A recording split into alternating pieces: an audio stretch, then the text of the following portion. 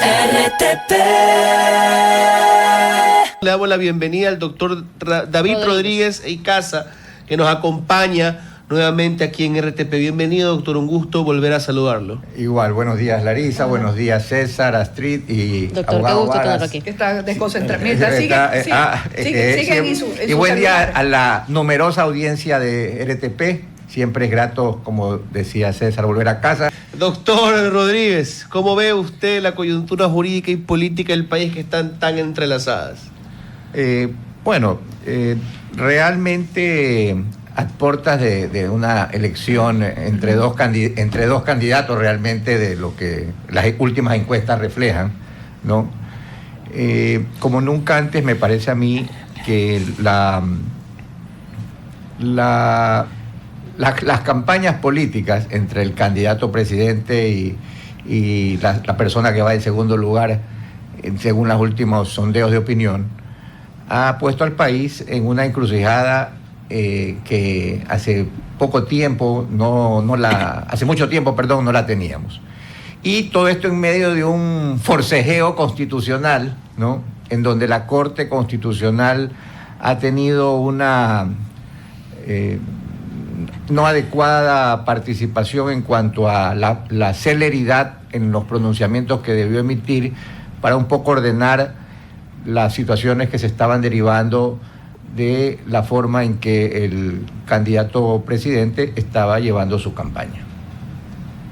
Ahora, muchos expresan preocupación, uno por la extraña demora de la Corte, dos por el tono, digamos, extraño también de parte de ellos, que generalmente disfrutan de regañar a las autoridades. Por ejemplo, hace no mucho, en el dictamen 824, en el que tiran abajo el intento de reforma parcial para retirar el estatus de especial de protección a los PPLs, ¿verdad? Le dicen al presidente, lo exhortan a no olvidar que los cambios constitucionales no corresponden únicamente a consideraciones de conveniencia política, sino a modificaciones sistémicas que impactan la integridad del sistema jurídico. ¿Ya? O sea, si uno sabe leer cómo están los jueces, son tonos mayores, ¿ya? Pero ahora todos con timidez. Y algunos juristas coinciden que de hecho los efectos del dictamen que declara la inconstitucionalidad de los decretos 500 y 505 no logran nada. ¿Por qué? Porque no tocan el tema de la fuerza mayor en sí. Ya, solamente dicen que debe ser algo imprevisible, grave, pero irresistible, pero no opinan en particular sobre la justificación que dio. No tocan el nombramiento de Cynthia Gelibert, que sostienen que no pueden hacerlo porque no es de competencia de la Corte Constitucional realmente hablar de nombramientos y cosas que no tengan efectos generales. Y de ahí insisten que el tema de infracción electoral debe caer en el TC, lo cual es cierto. Entonces mi pregunta es, ¿han logrado poco porque se han limitado a sí mismos o porque realmente en sus funciones, en sus competencias no podían hacer más? César, yo creo que aquí sí hay que poner o hay que hacer ciertas precisiones, ¿no? Cuando la Corte Constitucional falla, ¿no? Lo hace en extensos documentos, pero particularmente quienes manejamos las sentencias de la Corte, sabemos que si con rapidez queremos ubicar en el texto de qué se trata ese fallo, tenemos que, ¿y por qué hago toda esta introducción? Porque ya no se puede concebir, no lo que está pasando en el país, que un funcionario, me refiero al ministro de Gobierno, quiere que las personas entiendan o comprendan el fallo como él lo interpreta. Porque y tengo que ser enfático porque lo que él le ha dicho a la ciudadanía no es lo que dice en este fallo. En el resumen del fallo se habla que la figura del encargo de la Presidencia de la República, ¿no?, a través de un decreto ejecutivo es incompatible con el artículo 146. Es decir, correcto, que el encargo, ¿no?, palabras más, palabras menos, en este país, constitucionalmente hablando, no existe. Pues el ministro Lagaja, ¿qué ha dicho? Que en el pasado se lo había hecho por decreto en la época de Correa, claro, de la Corte Cervecera, la que estaba en esa época, nadie se quejó, y que les han dicho que no pueden hacerlo por decreto, está bien. O sea que lo que está diciendo implícitamente es que la próxima la hacemos vía circular, pues, o sea, Pero es que no podemos ser tampoco llegar a ese nivel de interpretación constitucional, porque de lo contrario, cada persona va a querer comprender lo que le convenga. Lo que le convenga de acuerdo al momento, de acuerdo a la circunstancia y de acuerdo a la finalidad. Y eso no es la interpretación. Entonces, cuando le decimos a la Corte, y con algunos, disiento con algunos colegas constitucionalistas, en el sentido de que cuando le decimos a la Corte que ha fallado en este caso, al no haber expedido una sentencia contundente, una sentencia con mayor firmeza, una sentencia con mayor profundidad, me parece que estamos siendo un tanto inconsecuentes con el rol de la Corte Constitucional. Pues la Corte Constitucional tampoco puede pretender en cada fallo darle una clase a cada persona que interprete el texto constitucional, porque de lo contrario nunca nadie quedaría satisfecho. Sí, pero ¿quién le da la oportunidad de hacer tanta interpretación? O sea, si tú realmente te das cuenta, todos están interpretando algo que debería estar escrito claramente. O sea, realmente no está escrito claramente. Pero es que aquí el tema y lo que motivó la demanda de inconstitucionalidad fue si el encargo de la vicepresidencia, habiendo una vicepresidenta electa, era o no era constitucional. Y la respuesta fue esa: no es constitucional, es inconstitucional el encargo. Entonces, no hay más discusión. La señora Yeliber es una vicepresidenta de facto. No hay más discusión. Es una vicepresidenta de facto.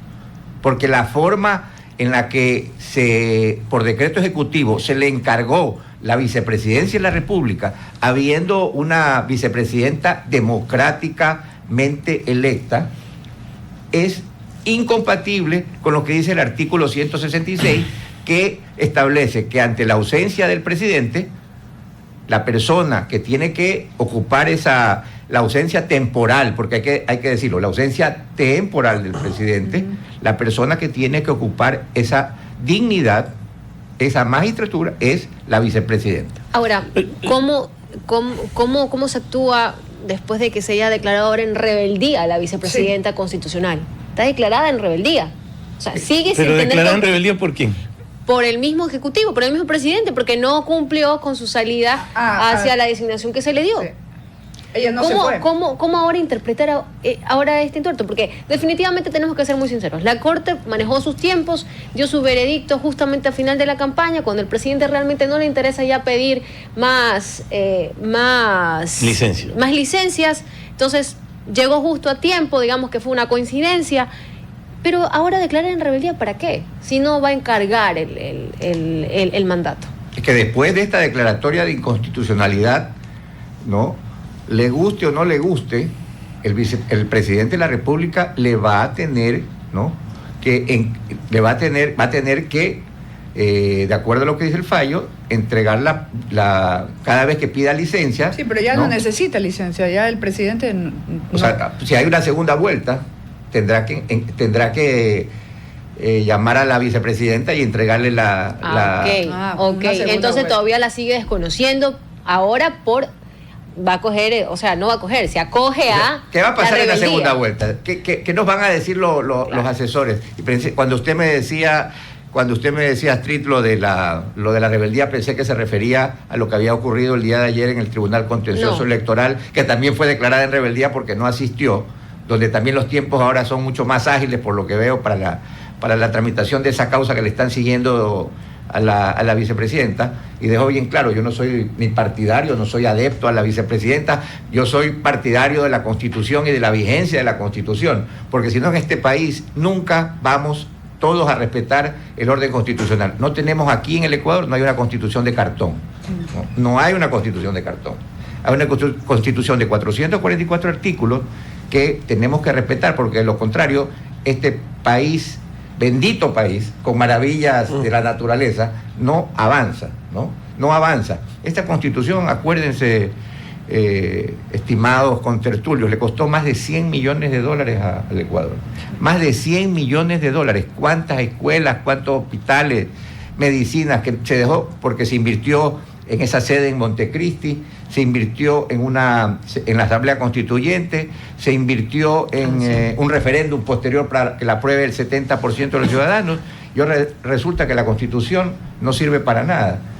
Entonces, y no se va a solucionar esto, no se va a solucionar yendo a una nueva constituyente. Ayer lo escuchaba a César, a un entrevistado hablar de esa opción de la constituyente. Así es. ¿No? La constituyente no refleja, no va a solucionar los problemas, porque seguramente con la misma facilidad y con la misma liviandad que se está violando la Constitución de Montecristi, seguramente van a hacer lo mismo aquellas personas que están acostumbrados a hacer lo que les da la gana y a no respetar el ordenamiento constitucional y legal. No, pero esta rebeldía que proviene del Ejecutivo no tiene ningún efecto jurídico en realidad. Que ya se intentó descalificar a la vicepresidenta con aquel malhadado reglamento que se inventó doña Ivonne Núñez y que también se lo echaron abajo. Es que todo comienza desde ahí, porque, claro, en el afán de conseguir un fin, ¿no?, que solamente estaba empeñado en que esta señora no ocupe la vicepresidencia, la ministra de Trabajo suspendió a la vicepresidenta y ya sabemos que una ministra no puede hacerlo, ¿no? Yo lo invito al presidente actual, ¿no? Yo soy, ¿no?, que es un empresario, entiendo, exitoso, el señor Noboa, ¿no?, a que si mañana en una de sus empresas algún empleado o algún jefe de bodega o algún jefe de inventario, un subgerente, ¿no?, para poner un ejemplo, intenta desconocer a un representante legal de la compañía, lo más probable es que por la misma velocidad que él intenta hacerlo, lo saquen de la empresa, ¿no? Pero siempre hay una jerarquía, en lo privado y en lo público más todavía, ¿no? Y los procesos en el sector público, todos en general son reglados. En el caso de la ministra de Trabajo, se equivocó desde el inicio en lo que estaba intentando y en lo que hizo al suspender a la vicepresidenta. Mañana va a haber una audiencia de seguimiento. La jueza que conoció la causa, esta jueza a la que le dieron el pendrive, ha llamado a una audiencia de seguimiento. ¿Qué es eso? Mañana la señora va a llamar a las partes y le va a preguntar seguramente a la vicepresidenta y a sus abogados si ya se cumplió el fallo en los términos que ella lo dictó, ¿no? Quizás la gente, quizás la ciudadanía, el común de las personas, no está muy familiarizada con el procedimiento de seguimiento de una sentencia en materia constitucional. Pero la fortaleza que tiene una jueza para hacer cumplir sus decisiones, ¿no?, son indiscutibles. Entonces, mañana vamos a ver en acción a la jueza que está haciendo cumplir, y seguramente lo que le va a decir la parte accionante, en este caso los abogados y la vicepresidenta, es que el fallo de la jueza ha sido un saludo a la bandera y no se ha cumplido. La IN. Sí. En control constitucional, la IN es... Esa es una abreviatura en latín que quiere decir a lo que se quiere referir. Ok.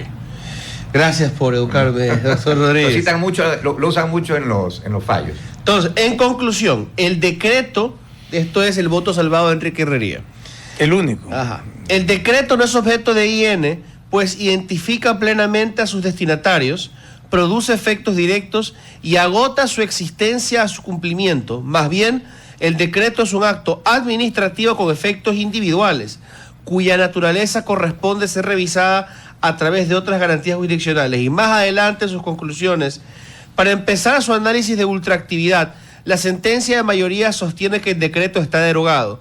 Ello es impreciso, el decreto no está derogado, sino que al igual que todo acto administrativo de efectos individuales, agotó su existencia a su cumplimiento. Una vez aclarado este punto, discrepo que el decreto produzca efectos ultraactivos.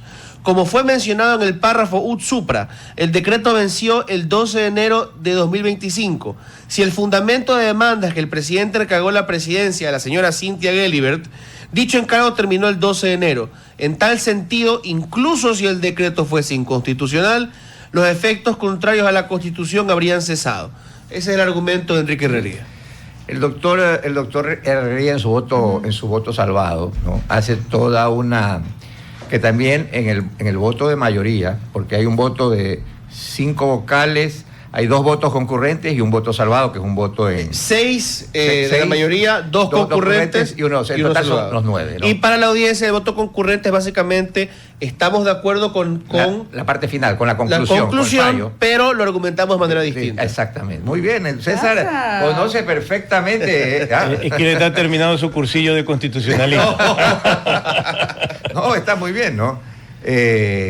Realmente a lo que se refería, y esa es parte de la discusión central, porque el voto de mayoría hace una diferenciación primero, porque solamente son susceptibles de demandas de inconstitucionalidad aquellos actos normativos o actos administrativos de efectos generales, Claro. ¿no?